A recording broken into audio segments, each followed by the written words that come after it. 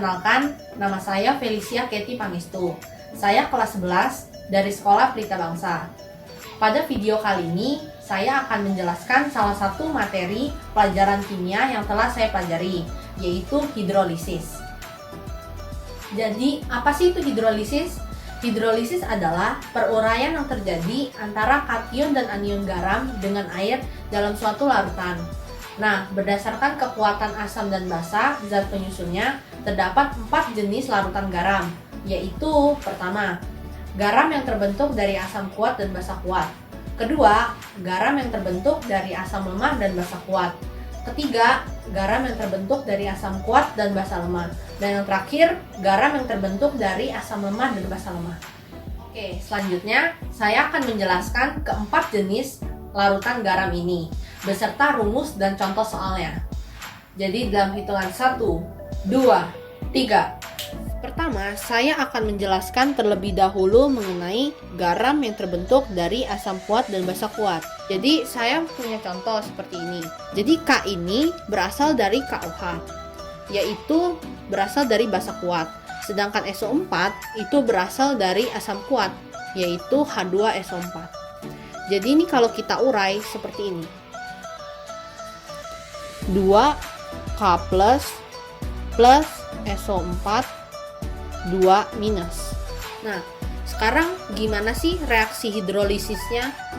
Coba kita lihat ya. K plus H2O itu dia tidak terhidrolisis. SO4 2 minus plus H2O dia juga tidak terhidrolisis. Jika keduanya bereaksi dengan air, maka ion akan menghasilkan KOH yang nantinya akan terionisasi kembali menjadi K+. Begitu juga sebaliknya dengan SO4 2-. Jadi dapat disimpulkan bahwa garam yang terbentuk dari asam kuat dan basa kuat tidak akan terhidrolisis, sehingga memiliki pH sama dengan 7 atau netral. Sekarang saya akan menjelaskan tentang garam yang terbentuk dari asam lemah dan basa kuat. Nah, saya punya contoh nih. Contohnya itu KCN. Kita urai dulu nih. Jadi ini kalau diurai jadinya K plus CN minus. Nah, setelah itu kita tulis reaksi hidrolisisnya. Jadi K plus ditambah H2O itu pasti tidak akan terhidrolisis, seperti yang sudah saya jelaskan sebelumnya. Cn minus plus H2O itu dia menghasilkan HCN plus OH minus. Jangan lupa ya, tandanya harus bolak-balik. Nah, Cn minus ini dia kalau bereaksi dengan air, dia akan terhidrolisis. Kenapa? Karena dia berasal dari asam lemah. Nah, jadi kesimpulannya, itu garam yang terbentuk dari asam lemah dan basa kuat itu terhidrolisis sebagian, sehingga mempunyai pH lebih besar dari 7. Nah, kenapa sih pH-nya lebih besar dari 7? Karena pada reaksi kesetimbangan yang ini, ya, itu dia menghasilkan ion OH-. Ion OH-, yang berarti larutan ini bersifat basa, sehingga pH-nya lebih besar dari 7. Jadi rumusnya itu adalah OH- sama dengan akar KW per Ka dikali molar dikali valensi. Nah, valensi yang ini adalah valensi yang lemah. Jadi KW ini merupakan tetapan ionisasi air. Ka ini merupakan tetapan yang asam. Molar merupakan konsentrasi. Selanjutnya, saya akan menjelaskan tentang garam yang terbentuk dari asam kuat dan basa lemah. Jadi, saya mempunyai contoh seperti ini. Al2SO4 3 kali. Pertama, kita harus mengurainya terlebih dahulu, seperti ini. 2Al3 plus 3 SO4 2-. Al3 plus ditambah H2O menghasilkan AlOH3 ditambah H+. Ini kita harus setarakan terlebih dahulu, yaitu 3, 3. Selanjutnya kita akan membuat SO4 2- ditambah dengan H2O. Dia tidak akan terhidrolisis karena SO4 2- berasal dari asam kuat. Jadi dapat disimpulkan bahwa garam yang terbentuk dari asam kuat dan basa lemah akan terhidrolisis sebagian, sehingga pH-nya akan kurang dari 7. Karena pada reaksi kesetimbangan ini, ionnya menghasilkan H+, makanya pH-nya kurang dari 7, sehingga ia bersifat asam. Rumusnya H+ sama dengan akar Kw per Kb dikali molar. Dan yang terakhir merupakan garam yang terbentuk dari asam lemah dan basa lemah. 2NH4+ plus SO3 2-. Selanjutnya kita akan menulis reaksi hidrolisisnya, yaitu seperti ini.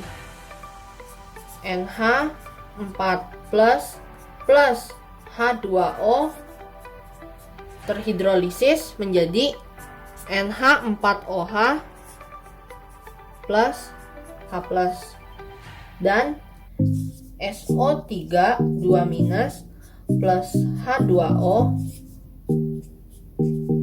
terhidrolisis menjadi H2SO3 plus OH- 2, 2. Jadi dapat disimpulkan bahwa garam yang terbentuk dari asam lemah dan basa lemah akan terhidrolisis sempurna, sehingga pH-nya bergantung pada tetapan kesetimbangan asam dan basa. Jika Ka lebih kecil daripada Kb, maka dia bersifat basa. Jika Ka lebih besar dari Kb, maka bersifat asam. Dan jika Ka hasilnya sama dengan Kb, maka bersifat netral. Garam yang terbentuk dari asam lemah dan basa lemah memiliki rumus seperti ini. H+ sama dengan akar Kw kali Ka per Kb. Oke, jadi itulah keempat jenis larutan garam yang telah saya jelaskan secara terperinci dan lengkap. Dan sekarang saya akan memberikan contoh soalnya. 1, 2, 3. Saya akan menjelaskan beberapa contoh soal mengenai hidrolisis. Jadi ini contoh soal yang pertama. Kita harus mencari pOH-nya dulu. Jadi pOH sama dengan 4 dikurang log 6.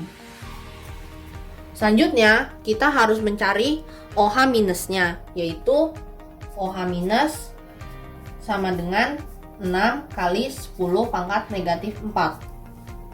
Untuk mencari gramnya, kita harus mengetahui molnya, tetapi molnya belum diberitahu di soal, sehingga kita harus mencari molarnya terlebih dahulu. Untuk mencari molar, maka kita tinggal memasukkan rumus, yaitu akar Kw per Ka dikali molar dikali valensi yang lemah sama dengan 6 kali 10 pangkat negatif 4. Kita tahu bahwa Kw selalu 10 pangkat negatif 14 per Ka-nya 10 pangkat negatif 5 dikali molar dikali valensinya 1. Karena valensi ini valensi yang lemah, yaitu CO3. Valensi CO3 yaitu 1, sehingga 1 sama dengan 6 kali 10 pangkat negatif 4. Kita dapat mengetahui bahwa molar sama dengan 360 M. Selanjutnya kita mau mencari tahu molnya. Rumus mol adalah M dikali volume. Jadi sama dengan 360 dikali volumenya saya ubah menjadi liter, sehingga 0,05 sama dengan 18 mol. Kita bisa mencari gram natrium karbonat. Rumusnya adalah N sama dengan gram per mr. 18 sama dengan gram per mr Na2CO3 adalah 106. Sehingga kita ketemu bahwa gramnya sama dengan 1908 gram. Pada soal yang kedua, kita tidak perlu menggunakan MBS untuk mencari pH campurannya karena keduanya berasal dari garam, dari asam lemah dan basa lemah. Sehingga kita tinggal saja memasukkan rumusnya, yaitu H+ sama dengan akar KW dikali KA per KB. Akar 10 pangkat min 14 dikali 10 pangkat min 5 per 10 pangkat min 7. Hasilnya 10 pangkat negatif 6. Berarti pH sama dengan min log H+ sama dengan min log 10 pangkat negatif 6. Kita ketemu bahwa pH sama dengan 6. Soal selanjutnya, kita disuruh menentukan pH campuran dari asam kuat dan basa lemah. Jadi, ini kita harus menggunakan MBS. Sekarang kita akan membuat reaksinya. HNO3 ditambah ZnOH2 menghasilkan ZnNO3 2 kali plus H2O. Ini belum setara, kita setarakan dulu, yaitu 2 MBS. Ini kita kosongkan karena kita belum tahu mol mula-mulanya. Mol HNO3 dapat kita peroleh dari 100 ml dikali 0,2, jadinya 20 mol. ZnOH2 dapat kita peroleh dari 100 dikali 0,1, 10 mol. 20, 10, 10, 20. Ini 20 karena koefisiennya 2 dan ini 10 karena koefisiennya 1. Sehingga HNO3 habis bereaksi, ZnOH2 habis bereaksi. Ini sisanya 10 dan 20. Kita harus mencari molar dari ZnNO3 2 kali. Berarti M per N per V total sama dengan N-nya 10 per V totalnya 100 tambah 100, 200 sama dengan 0,05 M. Setelah itu kita mencari H+. H+ sama dengan akar 10 pangkat negatif 14 per 10 pangkat negatif 7 dikali dengan molarnya 0,05 sama dengan 7,07 kali 10 pangkat negatif 5. Setelah itu kita bisa mengetahui pH-nya. pH sama dengan 5 dikurang log 7,07 sama dengan 4,2. Berarti pH campuran ini bersifat asam. Jadi itulah informasi yang telah saya sampaikan dan jelaskan secara lengkap. Saya berharap video ini dapat berguna dan bermanfaat bagi semua orang yang menontonnya. Terima kasih bagi orang-orang yang sudah menonton video ini. Sampai jumpa, bye-bye.